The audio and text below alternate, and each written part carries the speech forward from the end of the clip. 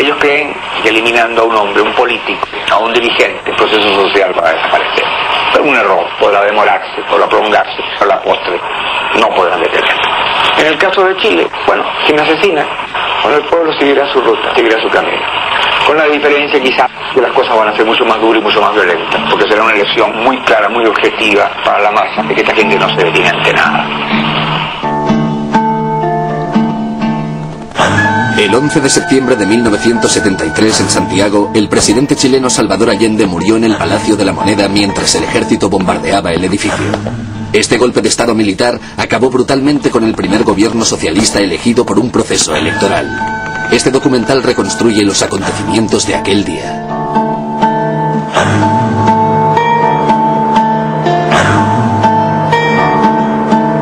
...11 de septiembre de 1973...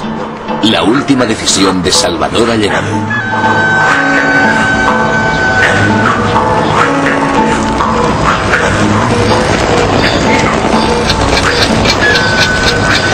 Muy temprano, alrededor de las 5:30 de la mañana, me llama el secretario del comandante en jefe.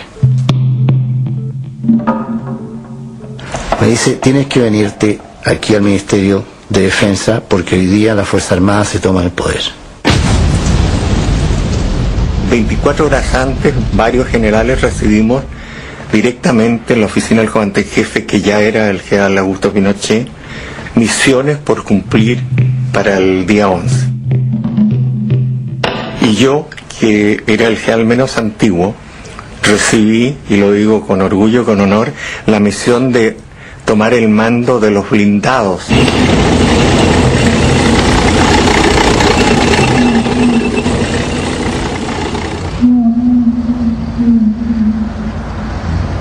Yo tomé mi guardia a las 6 de la mañana en Tomás Moro. A las 6:15 aproximadamente sonó uno de los teléfonos. La llamada venía del general Urrutia. Golpeé suavemente. El presidente me respondió entre dormido. Una exclamación, ¿qué pasa? El presidente lo despierta una llamada telefónica del general jefe de Carabineros, que le informa que en Valparaíso la marinería se ha sublevado. Acto seguido, yo entro en el despacho del presidente y la encuentro en bata, recién con ropa de haber salido recientemente de la cama, y marcando los teléfonos, diciendo ninguno de los comandantes en jefe está contestando.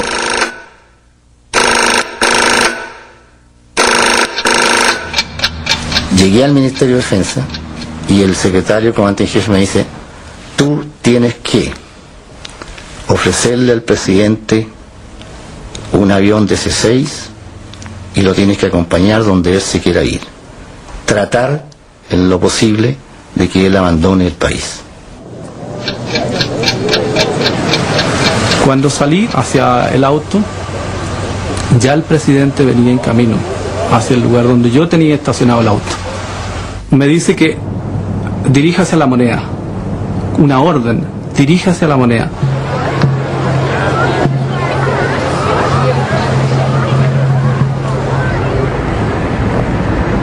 Cuando salimos, las calles estaban todas solitarias. No había, no recuerdo haber encontrado vehículos en el trayecto, ¿no?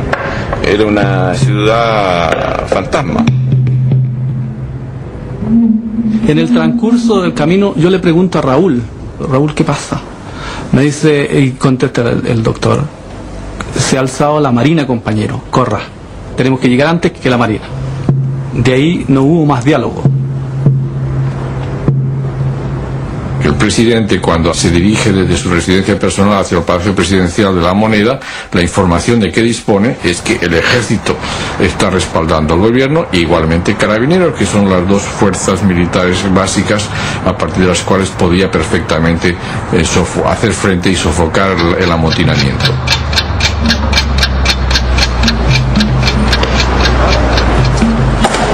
En la Moneda los carabineros estaban en posición de defensa al interior de la Moneda.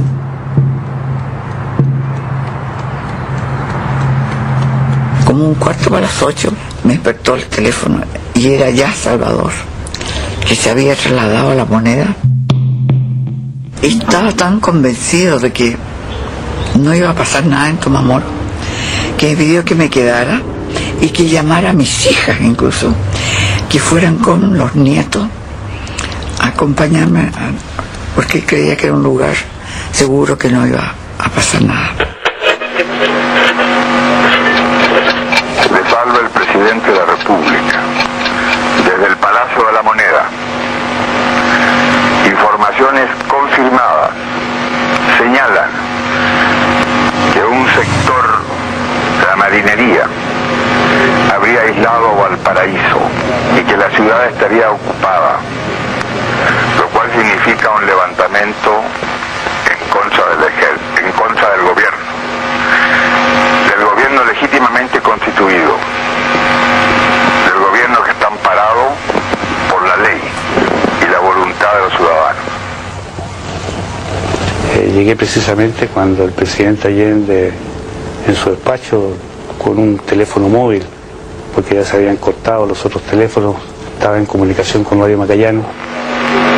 Como primera etapa, tenemos que ver la respuesta, que espero sea positivo, de los soldados de la patria que han jurado defender el régimen establecido. En todo caso, yo estoy aquí, en el Palacio de Gobierno, y me quedaré aquí defendiendo el gobierno que represento por la voluntad del pueblo.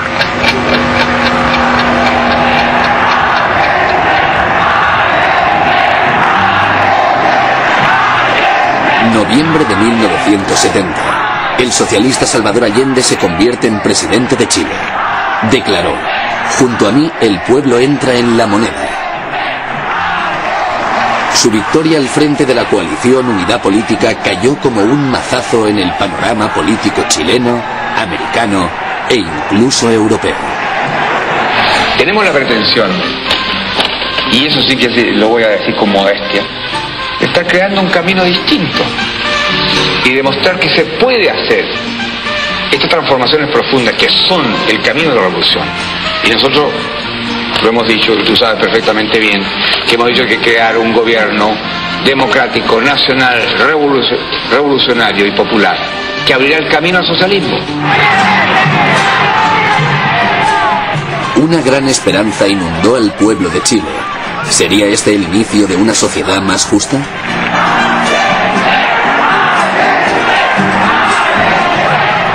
Por primera vez, las papeletas y no las balas parecían haber ganado, permitiendo que un candidato claramente marxista se convirtiera en presidente de un país latinoamericano. La democracia chilena y sus instituciones tradicionales habían posibilitado la elección de Allende, pero ¿tolerarían el socialismo? A pesar de su legalidad, la revolución chilena chocaba con los intereses de los ricos. Desde el principio, desató reacciones violentas. Buenos días, ¿cuándo? Buenos días. Bueno, la situación ya la daba a conocer el presidente de la República y aquí vengo, como un ciudadano, a estar al lado del presidente en este momento.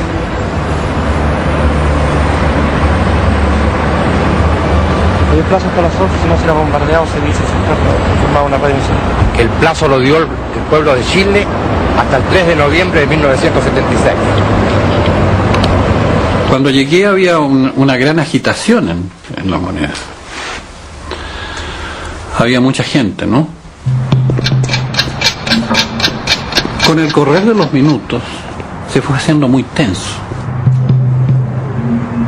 Cuando ya estuvo claro de que había una gran sublevación, el presidente demostró preocupación porque ¿qué le estará pasando a Pinochet? Y yo, de irresponsable, le digo, bueno, ¿y su general Pinochet, señor? Salvador me mira, no lo vio nunca, y me dice, el pobre Pinochet debe estar preso. Frase que no olvido nunca. Pasemos a otra cosa.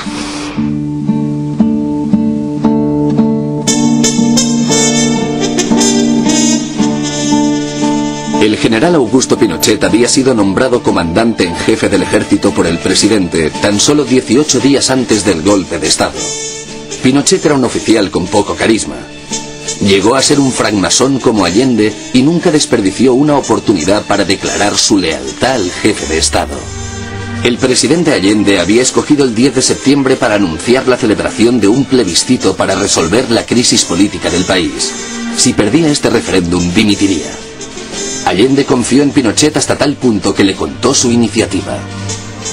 El general Pinochet convenció al presidente para que aplazara el anuncio hasta el 11 de septiembre. Allende nunca pudo convocar el plebiscito. A partir de este momento, damos paso a una red provincial y nacional de radiodifusión de las Fuerzas Armadas. Santiago, 11 de septiembre de 1973. Teniendo presente, primero, la gravísima crisis económica, social y moral que está destruyendo el país. Segundo, la incapacidad del gobierno para adoptar las medidas que permitan detener el proceso y desarrollo del caos.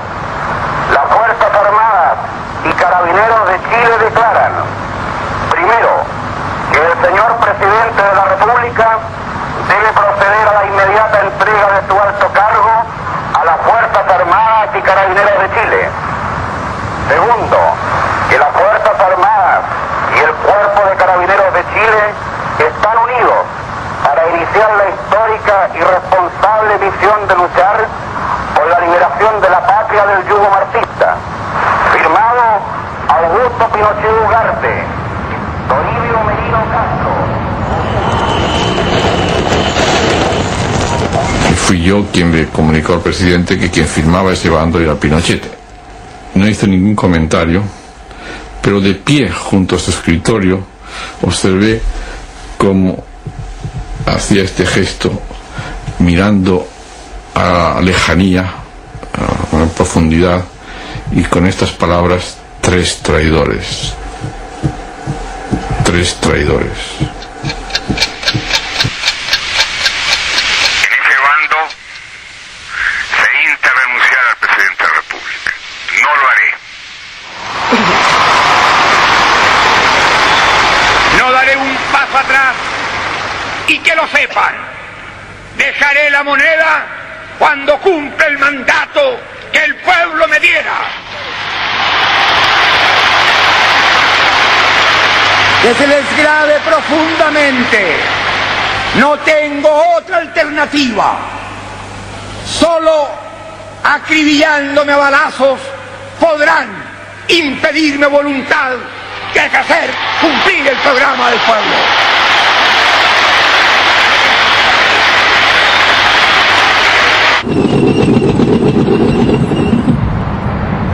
Ahí entré más o menos 8:45 cuando ya los tanques estaban alrededor de la Moneda.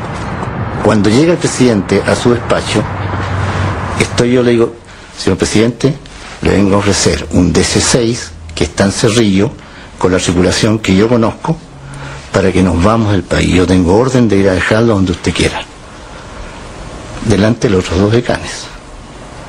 Y el presidente me dijo: comandante, dele usted las gracias a su institución, pero yo no me voy a ir del país y yo me voy a suicidar si tratan de aquí me sacan muerto. Y él andaba, pescó una metralleta que tenía al lado y se la puso en la boca y dijo cómo lo iba a hacer delante de nosotros.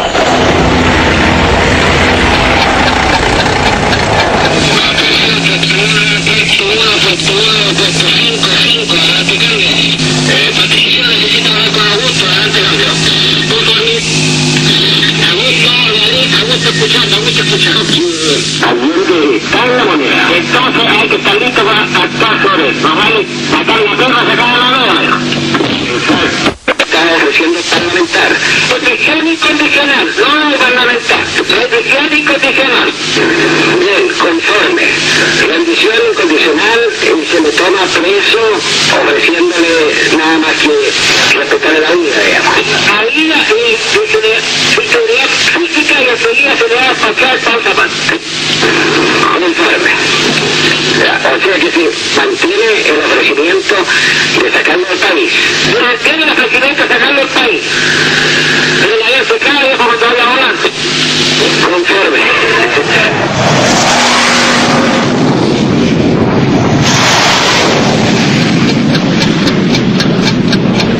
En este momento pasan los aviones.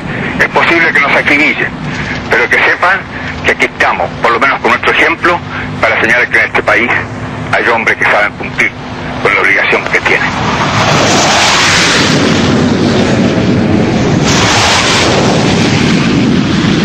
Había bastante vigilancia, pero yo todo el tiempo decía, mi nombre es Isabel Allende, soy la hija del presidente, voy a La Moneda, y yo sentía que los carabineros se desconcertaban, pero en definitiva me dejaban pasar. Entonces yo entré por Morandé 80 de haber sido cerca a las 9 de la mañana, y yo estoy segura que fui la última persona que entró. A las 9, las fuerzas de carabineros que estaban protegiendo el palacio presidencial son retiradas. Y es el momento en que él se da cuenta de que ha habido un golpe interno de carabineros que ha aislado el alto mando, leal al gobierno, aislados de las unidades.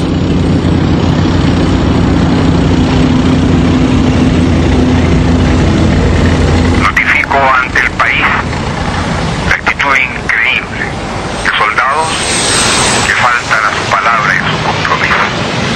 Hago presente mi decisión irrevocable de seguir defendiendo a Chile en su prestigio, en su tradición, en su norma jurídica, en su constitución.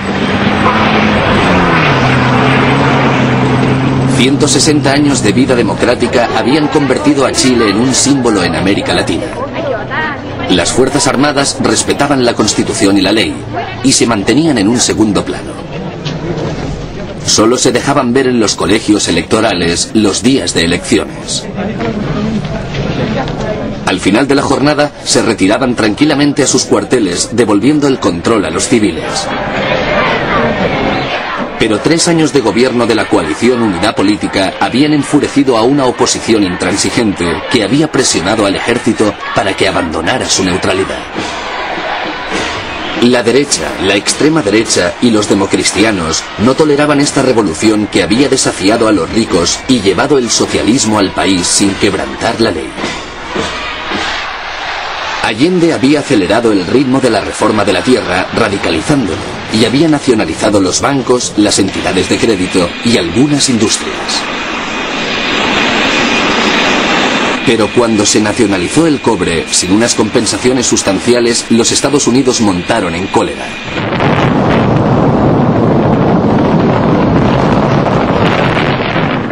El presidente Richard Nixon entregó los fondos necesarios para desestabilizar a un gobierno cuyo ejemplo podía ser contagioso. Ordenó un bloqueo no oficial pero eficaz contra Chile. La CIA apoyó varias huelgas, como la de transportistas y la de comerciantes. Los precios empezaron a subir, el país estaba paralizado.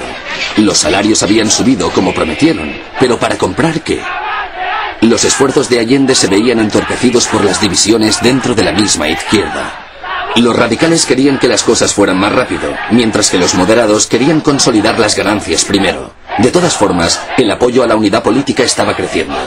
En cada elección más y más votantes respaldaban a Allende. La derecha, los democristianos y la CIA empezaban a comprender que sería difícil derrocar a Allende con métodos democráticos.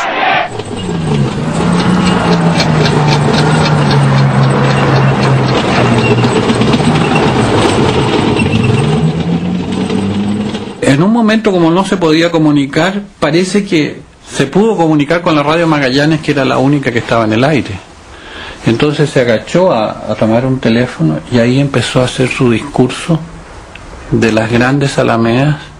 Sí, ya compañero, compatriotas, esta será seguramente la última oportunidad en que me pueda dirigir a ustedes. Mis palabras no tienen amargura sino decepción, y serán ellas el castigo moral para los que han traicionado el juramento que hicieron. Ante estos hechos, solo me cabe decirle a los trabajadores, yo no voy a renunciar. Si hubiera podido percibir el vuelo de una mosca, las ventanas cerradas, porque se esperaba que empezara el fuego en cualquier momento, nosotros apoyados con la espalda contra la pared opuesta a las ventanas y el presidente hablando al país. Y les digo que tengo la certeza que la semilla que entregáramos a la conciencia digna de miles y miles de chilenos no podrá ser cegada definitivamente. Era demasiado coherente, demasiada calma para un hombre que no hubiera pensado antes que iba a ser en ese instante. Yo creo que Allende sabía perfectamente lo que iba a decir y lo que tenía que hacer. Seguramente Radio Magallanes será callada y el metal tranquilo de mi voz no llegará a ustedes, no importa.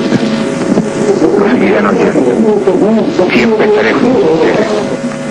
Yo miraba al presidente, ¿no? Pero a mí era una cosa irreal estar viendo esto, el hombre que sabía que probablemente iba a morir, de ser un discurso tan bello, ¿no? Tengo fe en Chile y su destino. Superará otros hombres este momento gris y amargo donde la traición pretende imponer. Sigan ustedes sabiendo que mucho más temprano que tarde, de nuevo, abrirán las grandes alamedas por donde pase el hombre libre para construir una sociedad mejor. Yo creo que él en ese momento estaba pensando en la historia. Pero que aprovechen la lección. El capital foráneo, el imperialismo, unido a la reacción, creó el clima para que las Fuerzas Armadas rompieran su tradición. Unos años antes de 1970, los Estados Unidos también habían intervenido para evitar que Allende se convirtiera en presidente. En 1964, cuando Allende se presentó como candidato contra el democristiano Eduardo Frei, los americanos ya movían los hilos de la política chilena. Se gastaron un total de $2,7 millones a través de la CIA en esas elecciones. Y muchos millones más fueron entregados por la gente contactada por los Estados Unidos en Europa, en los sectores privados y públicos, el Partido Democristiano de Italia, el Vaticano, la Casa Real de Bélgica, de Holanda, el Partido Democristiano de Alemania y muchas otras organizaciones privadas, o la Iglesia Católica de Estados Unidos, fueron contactados para que entregaran enormes sumas de dinero, y la CIA hacía de guardia urbano, señalando la dirección hacia donde debían ir. El dinero era para una enorme campaña propagandística a favor de Frei y advirtiendo de la amenaza comunista que representaba Allende. Esa era la propaganda. Parte del dinero también fue para persuadir a las personas, partidos y personalidades que se oponían a Frei para que cambiaran su voto. La estrategia de los Estados Unidos de todos contra Allende dio resultado. La derecha chilena dio su apoyo a Frei, que se convirtió en el presidente de Chile durante 6 años. Con persistencia, Allende se volvió a presentar en 1970. Esta vez la derecha y los democristianos acudían por separado. En esta disputa entre 3 candidatos, Allende ganó. De todas formas, entre el día de las elecciones, el 4 de septiembre, y el de la inauguración del nuevo gobierno, el 4 de noviembre, un oscuro complot empezó a tomar forma. De nuevo los Estados Unidos volvían a estar involucrados. En la Casa Blanca, Richard Nixon era el presidente. Ordenó a la CIA que evitara que el presidente Allende tomase posesión de la presidencia. Se apoyaban en mí para presionar a Frei y para presionar al ejército, a lo cual me negué. ¿Presionar a los militares para hacer qué? Para intervenir, para dar un golpe de Estado, para evitar que Allende fuera presidente. A pesar de la oposición del embajador a este plan, Nixon y su secretario de Estado Henry Kissinger insistieron a los militares para que estos llevasen a cabo el golpe de Estado. El agregado militar de la Embajada de Santiago de Chile contactó con los conspiradores. Ya no tenía que informar a su superior, el embajador Corry, solo a la CIA. Las órdenes llegaron de Nixon. Así que las órdenes que recibió de la CIA en Santiago Eran de Kissinger, Haig, Nixon. A principios de octubre de 1970, el embajador Corry sospechaba que estaba ocurriendo algo a sus espaldas. Fue convocado en Washington, donde se reunió con Henry Kissinger y el presidente Nixon. Estaba en su mesa. Yo me senté a su izquierda y Henry a su derecha, al otro lado de la mesa. Y él estuvo haciendo una disquisición de 5 o 6 minutos sobre cómo iba a machacar a Allende. Iba golpeándose la mano con su puño. Le llamó hijo de puta. Y creo que también bastardo. Dijo, ese hijo de puta. El señor Nixon es presidente de Estados Unidos y yo soy presidente de Chile. Yo no tendré un término despectivo contra el señor Nixon mientras el señor Nixon respete al presidente de Chile. Si ellos rompen con esto, que es una obligación, si una vez más van a hacer tabla rasa de la autodeterminación y de la no intervención, se van a encontrar con una respuesta digna de un pueblo y de un gobernante.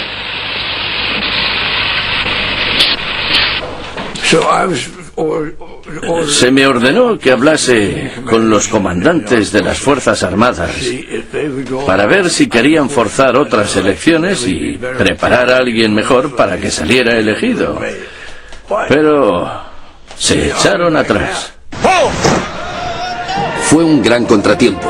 En octubre, el comandante en jefe del ejército, el general Schneider, declaró que los militares respetarían los resultados de las elecciones. Los conspiradores militares decidieron con el consejo de la CIA secuestrar a Schneider. Pidieron $50.000 a los Estados Unidos y armas sin registrar en Chile. 8 ametralladoras, una docena de máscaras de gas y gas lacrimógeno. Las armas entraron en Chile ilegalmente en una valija diplomática de la embajada estadounidense. El agregado militar se las entregó personalmente a los conspiradores el 22 de octubre de 1970 a las 2 de la madrugada. Se las dimos a varios oficiales del ejército, la marina y las fuerzas aéreas. A las 8 de la mañana de ese mismo día, un comando intentó secuestrar al general Schneider, pero este se defendió.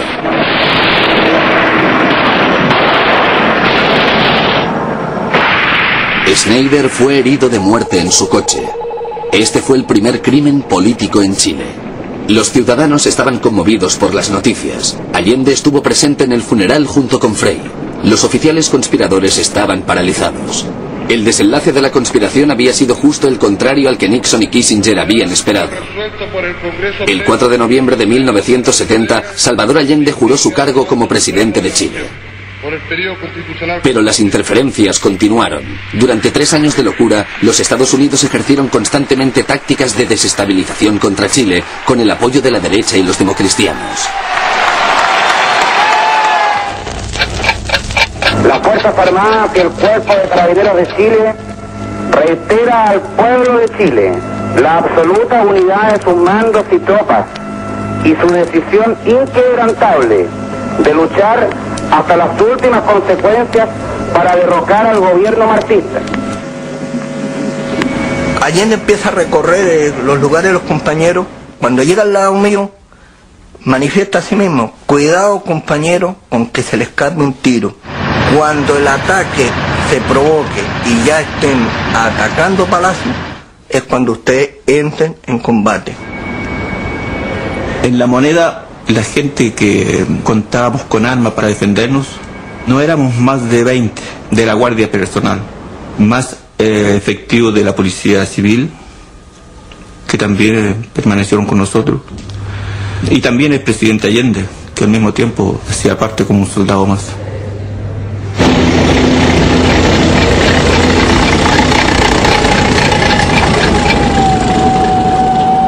La ametralladora de los tanques es la que empieza a abrir fuego.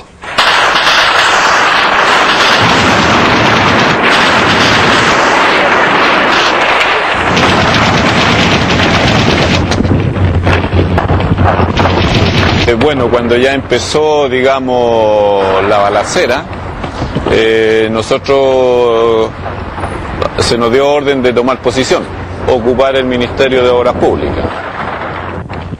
Nos ubicamos en el 7º o 8º piso primero, hasta que empezaron a aparecer las primeras tropas de infantería del ejército.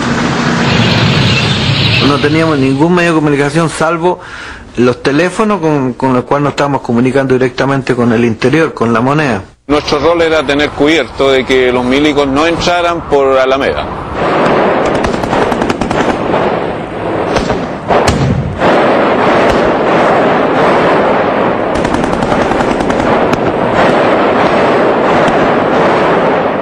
Paramos ahí con unas 5 ofensivas más o menos.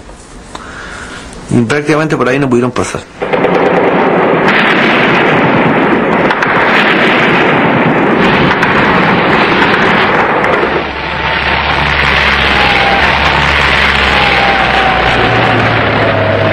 Si no eran tontos los comunistas, le entregaban las armas a la gente que tenía cierta cultura. ¿Y dónde estaba esa gente de cultura? En los funcionarios públicos de ciertos ministerios.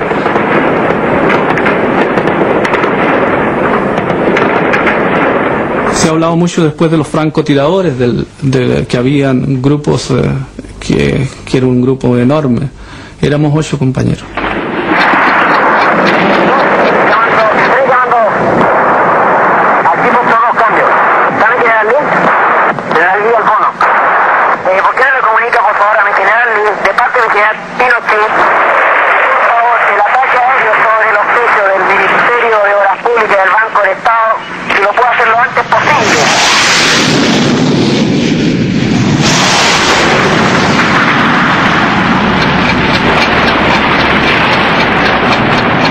Y en un momento el presidente se nos perdió. Andaba con un casco y andaba con una metralleta. Enseguida después él trató de disparar, iba a cada ventana de Moneda, y de ahí entonces yo pedí a Girón que trataran de tirarlo porque iba a ser como un blanco para los militares, ¿no? La Paya me dijo, anda a buscarlo. Yo me tuve que arrastrar por el suelo, ¿no? Entonces lo encontré a él, que estaba disparando en un balcón, tendido en el suelo. Entonces yo lo tomé de los pies y lo atraje hacia mí. Entonces él, sin darse vuelta, me echó un garabato tremendo, ¿no? Me dijo, déjame, concha tu madre, ¿no? Entonces en ese momento, como yo lo seguí tirando, él se dio vuelta y me dijo, eres tú, Gironcito. ¿Viste tú que era más serio de lo que tú creías?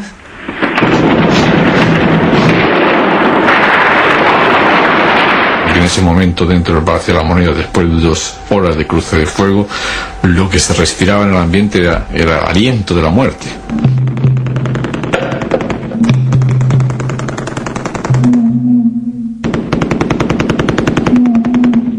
En eso alguien entra, que ni me recuerdo quién, y dice, el presidente está llamando a una reunión en el Salón Toesca. Y a sus colaboradores personales nos explica que él va a cumplir con su deber, él se va a quedar allí defendiendo la legalidad republicana y las libertades del país frente a la sublevación, pero que ese es un compromiso suyo y una obligación suya, y dejan libertad de acción a todos sus colaboradores para poder salir del palacio. Porque no quiere muertes inútiles. El que no tenga un arma, el que no sepa disparar, prefiere que parta. Nadie se fue. Todos nos quedamos.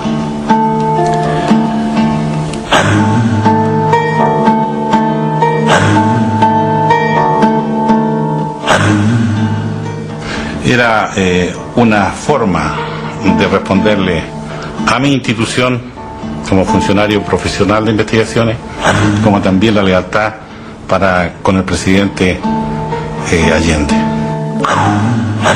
Me habría sentido muy mal si me voy. Me tengo respeto por haberme quedado.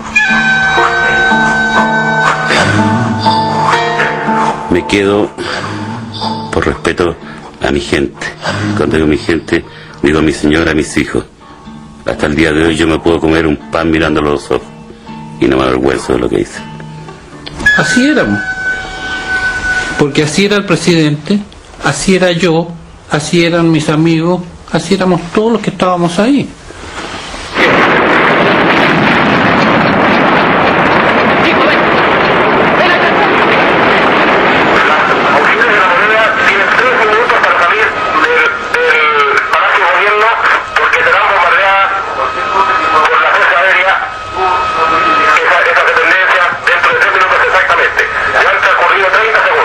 Bueno, y nosotros en un par de momentos, mi padre entró allí y sobre todo se dirigió a Beatriz y a mí tratando de convencernos que teníamos que irnos, que él no quería que nosotros estuviéramos allí.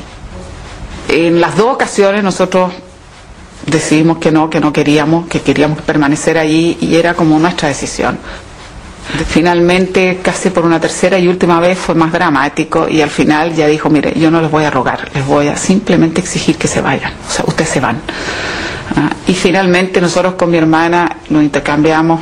Mi hermana más tenía un embarazo de 7 meses y nos dimos cuenta que en realidad lo que estábamos provocándole era más bien angustia. Sentimos que no era justo, digamos. Por lo tanto decidimos en ese momento que había que irse. Él nos acompañó exactamente hasta la puerta de Morandé 80. Nos abrazamos, silencio, sin muchas palabras, nadie dijo nada. Yo creo que son momentos que las palabras están de más. Yo no tengo conciencia que haya sentido que esa iba a ser la última vez que yo lo iba a ver. La paya, que se escondió para no irse. Yo no partí porque yo había decidido quedarme hasta el final al lado del presidente. Después en el patio me abrazó y supo y me dijo que sabía que yo me las arreglaría de alguna manera para desobedecerle. No es que haya desobedecido, no oí cuando las hizo salir la última vez. El Palacio de la Moneda deberá ser evacuado antes de las 11 horas. De lo contrario, será atacado por la Fuerza Aérea de Chile. Los trabajadores deberán permanecer en sus sitios de trabajo, quedándoles terminantemente prohibido abandonarlo. En caso de que así lo hicieren, serán atacados por fuerzas de tierra y aire.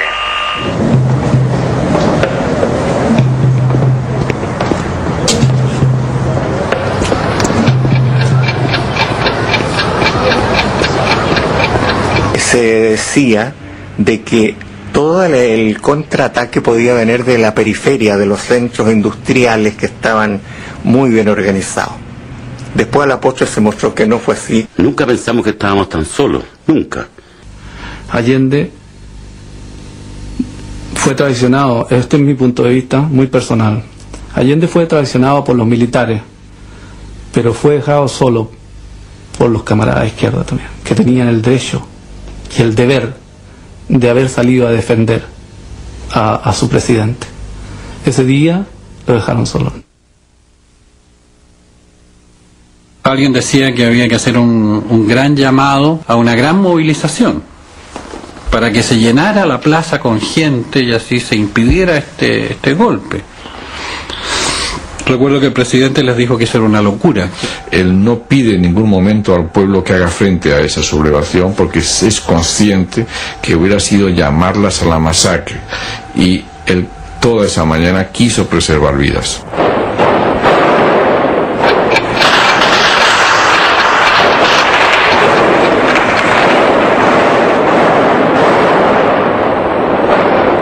Se había hecho muy intenso el bombardeo terrestre, había mucho disparo.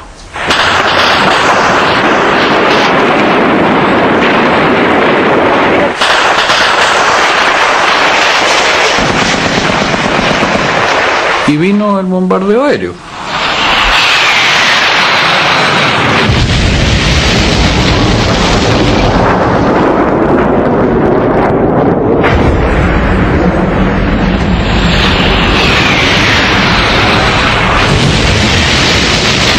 aquí en Chile nunca nadie había vivido un bombardeo. Era terrible escuchar las explosiones de los cristales, las bombas, el polvo, el fuego.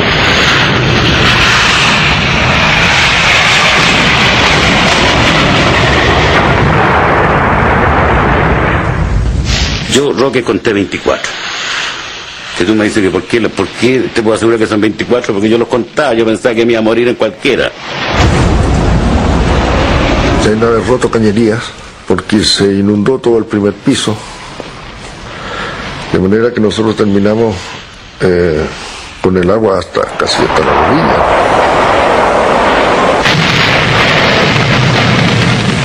Parece que dispararon bombas lacrimógenas también, porque el aire era realmente irrespirable.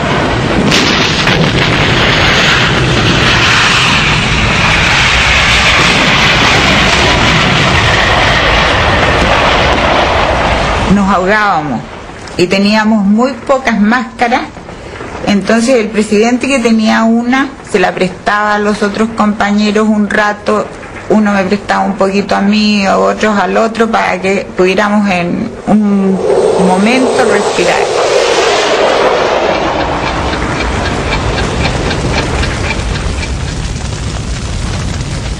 El primero que se paró fue Salvador, que andaba con casco.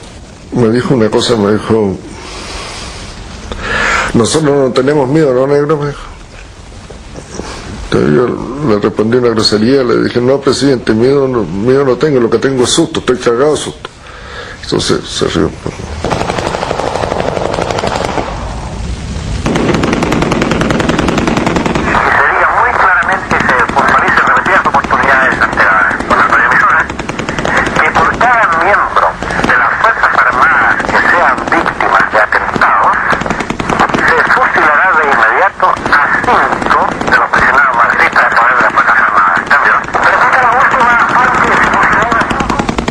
En el caso mío,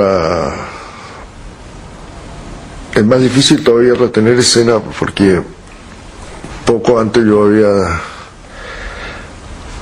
tenido una de las sorpresas peores de mi vida, que es haber encontrado a mi hermano, al perro Olivares, moribundo.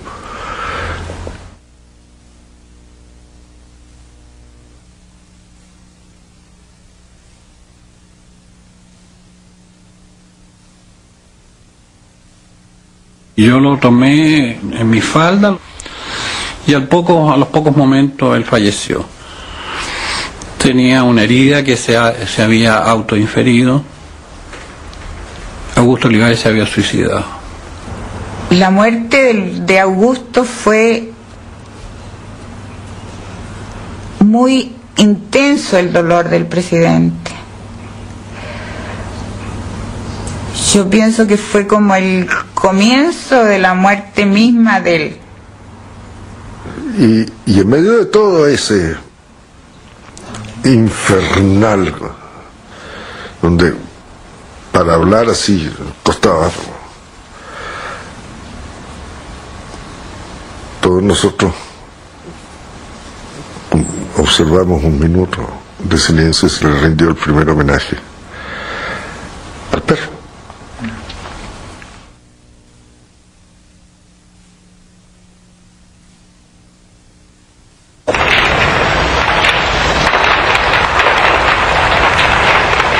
Seguía pasando el tiempo, se seguía quemando, ya era irrespirable, ya si no salíamos prácticamente nos quemábamos nomás.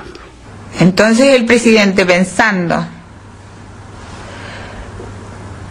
yo creo, en la posibilidad de salvarnos, decidió seguir en la orden de rendirse y que nosotros bajáramos al primer piso. El presidente se aproximó hacia la escalera de Morandé. Dijo: aquí en esta casa de los presidentes de Chile hemos resistido heroicamente y dignamente a una junta fascista. Una bandera blanca donde hay una bandera blanca de rendición. La puerta estaba abierta, yo empujo la puerta, saco la bandera y siento un montón de balazos que rebotan en la puerta. Entonces yo dije, yo voy a ser el último que se va a rendir. Y en ese momento entran los militares al primer piso de la unidad.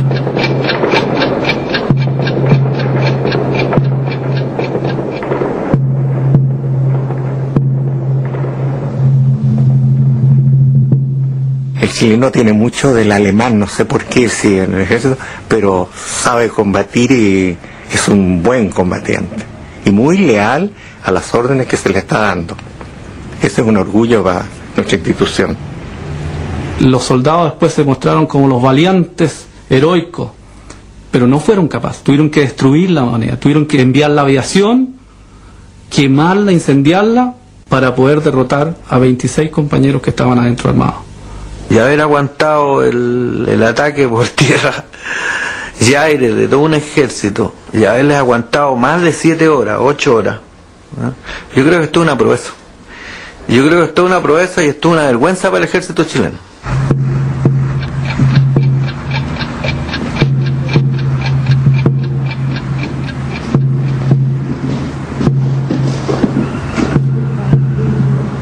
Yo tengo 3 hijos hombres, que en ese momento eran niños. Y yo dije, primera vez que estoy en una guerra, ¿cómo no le voy a llevar un recuerdo? Y en ese momento pensé que el recuerdo más impresionante era la máscara de antigases que nos habían dado para el caso de una emergencia. Y eso fui a buscar y yo suponía que estaba más o menos al final del corredor. Y en el momento en que voy llegando seguramente al fondo, en fin, o antes, veo una puerta abierta que hasta ese momento había estado cerrada, y frente a la puerta había un sofá en el otro extremo de la sala donde estaba Allende. Yo vi en el momento en que entré que Allende, en el momento de sentarse, se disparaba con la metralleta entre las piernas y prácticamente sin la parte superior del cráneo, que voló enteramente.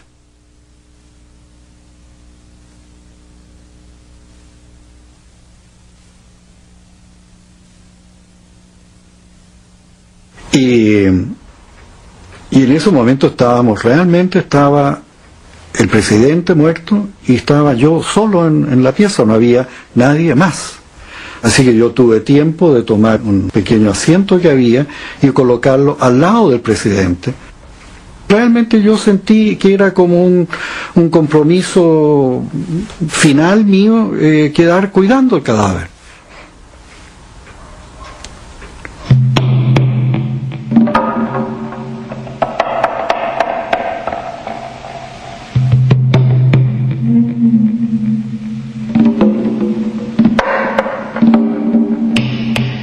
Ya los militares están en el segundo piso. A mí me empujan en la fila y finalmente bajamos la escala donde somos brutalmente golpeados. Soy uno de los primeros en salir. El militar se protege con mi persona.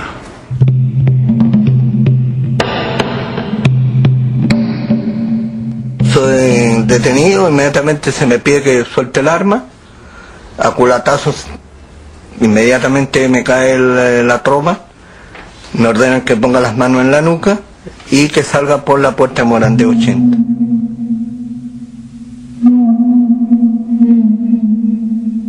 Por la puerta de Morandé sacaron los prisioneros, han sido unos 25 o 30 compañeros. Venían algunos heridos, compañeros nuestros, que veíamos que venían heridos. Había atrás, recuerdo nuestro, un pelotón de soldados con sus fusiles. Yo pensé que nos iban a fusilar allí mismo. Y cuando los sacan, como los van sacando a culatazo, nosotros les disparamos a los militares. Y arrancan todos hacia adentro nuevamente.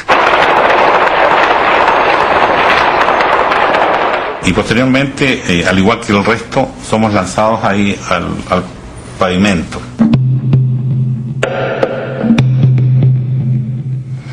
Fueron momentos difíciles esos porque en la esquina había un tanque. Y ponen el tanque frente a la línea de compañeros en el suelo, a los prisioneros, y le bajan el cañón y le ponen el cañón así a 15 metros. Y hay un oficial arriba de la torreta y dice: permiso, mi general, para pasarle el tanque, estos tales por cuales por la cabeza. Inclusive le hace gestos, claro, grita, da órdenes, profere amenazas contra los compañeros que están en obras públicas, los cuales, lógico, no iban a escuchar. Que si seguían disparando, no iban a pasar el tanque por arriba. Y ahí nosotros ordenamos no disparar. En ese momento se acerca un suboficial, me dice: mi general, en el Salón Independencia está el presidente. Corro yo para allá, entro, entonces di las primeras órdenes de que no lo tocaran, que lo cubrieran con un gobelino, no sé, mexicano o boliviano, y que llamaran a los médicos y al servicio de inteligencia nuestro. Los sentimientos más dolorosos míos fueron cuando sacaron a Allende muerto. Se acercó un camión de sanidad militar y bajaron una camilla militar, entraron y después al rato salen con un cuerpo que venía tapado con una manta de colores.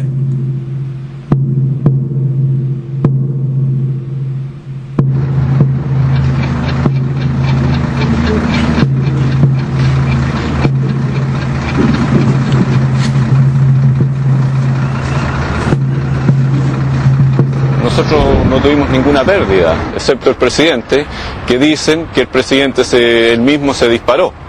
Es muy posible que así, y ojalá así haya sido, de que nadie pueda, ninguno de estos criminales que hicieron esto, asaltar el símbolo de la democracia, no haya tenido ese placer de asesinar al presidente.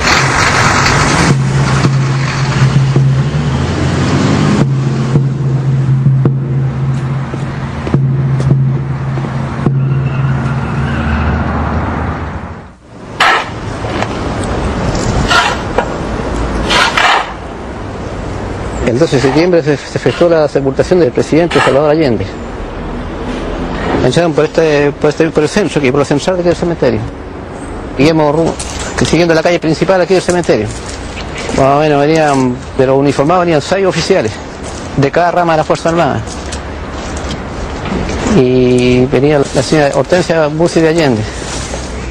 Y hemos atravesado el cementerio hasta llegar al mausoleo de Eduardo Grove Vallejo, casado con Inés Allende.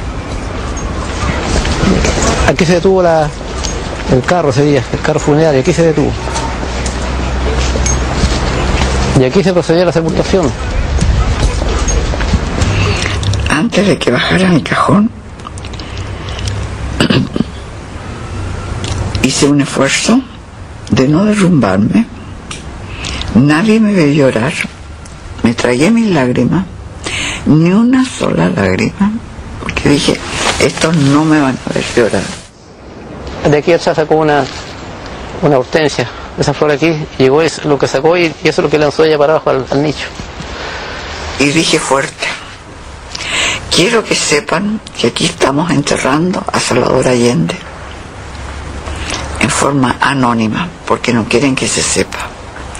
Pero yo le pido a usted, a los sepultureros, los jardineros, a todos los que trabajan aquí, que cuenten en sus casas que aquí está Salvador Allende para que nunca le falte flores.